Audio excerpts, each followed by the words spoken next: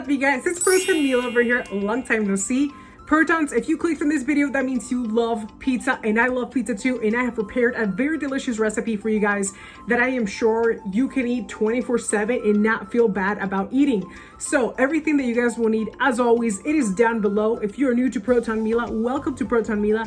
Feel free to subscribe and also pressing at the bell at the top so you can be up to date with everything. And also, I want to let you guys know that this is a very delicious recipe, that it's a good alternative for those people that are looking to just eat pizza but not feel bad about it. Why? Because we're using cauliflower as our base. You guys will not regret it. I am very excited for this. I've been making this very much so recently just because it's so good, and I don't need a salad on the side because I've got cauliflower. All right, are you ready? 1, 2, 3. Let's start with our ingredients, and this is everything that you guys will need. The specifics are down below. First things off, we are going to turn our oven to 400 so we can let it warm while we prepare our dough. And yes, we are going to be using cauliflower as our base, and we're just going to start adding everything that I have mentioned. As you guys can tell, I have started with the eggs, and you guys will be needing 6 eggs total. And what you guys are going to be doing first is actually going to continuously mix these 2 ingredients until your cauliflower turns completely yellow. Another thing that I would like to inform you guys about is that this is going to make a total of 2 11-inch pizzas. Obviously, it can vary because some people like a thick crust and some people like a thin crust. So it all depends as to what baking pan you are using. So yeah, definitely make this your own. All right, guys.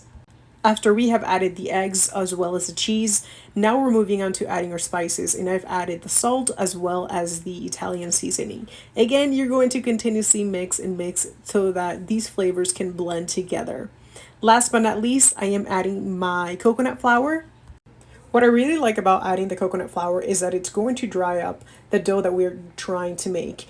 When you're making this with, vegetables, they tend to get very watery. So this is going to dry up our dough, which is what we want because nobody likes a watery pizza, which I'm sure nobody has ever had one. All right, so what you're going to do, you're going to need to get yourself a baking pan along with parchment paper, and we can officially start making this pizza.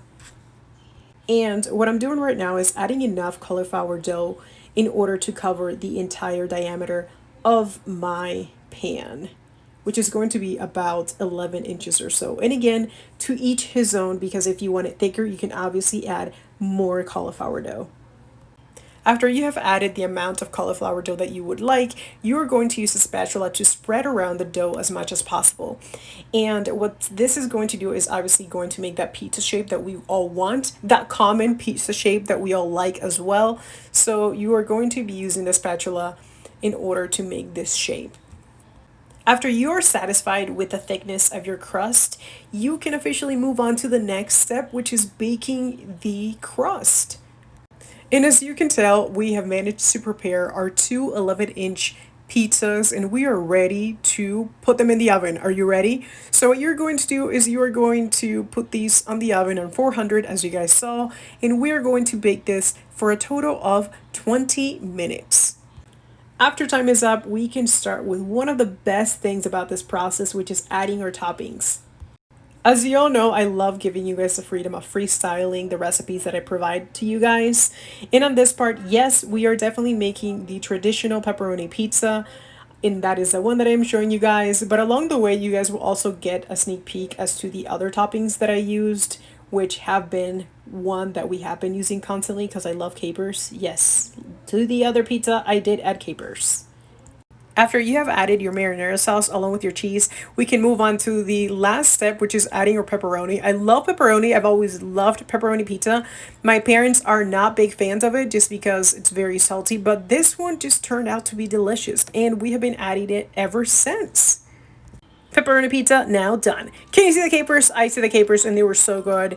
I love adding capers to my pizza. I don't know if you've ever tried that, but I would definitely try it. It gives it such a delicious flavor. It's a really good saltiness to it. Okay, so after you're done with your pizza toppings, we can bake this for a total of 10 minutes, and still we are going to keep this at 400. After those 10 minutes are up, we are going to move on from baking to broil. And this broil is going to go down to 325 Fahrenheit. What this is going to do, it's going to give it a more of a crusty topping, which is what I'm guessing everyone likes, and it's something that I really like too. And this is going to broil for a total of 5 minutes.